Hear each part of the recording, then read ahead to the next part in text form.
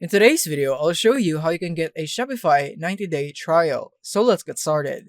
So first is that you want to go here into this website by going into the description of this video and using the link. Once you're here using the link, you want to now enter your email address and click on Start Free Trial. So next is that you would need to provide a password for your account. So I'm just going to provide mine right here and click on Create Shopify Account. And now you'll be prompted here in a pricing plan where you can see that it's only costing you $1 per month for 3 months in any plan that you choose here on Shopify. So you could go for basic, grow, advanced, whatever you'd want. So if you'd want to make the best out of it, then I suggest going for advanced to get all the latest features.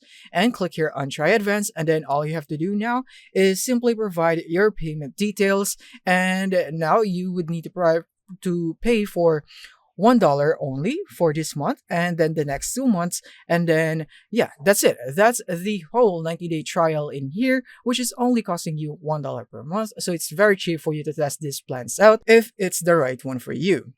So yeah, that's it on how you can get the Shopify 90-day trial. Thank you for watching and see you in the next one.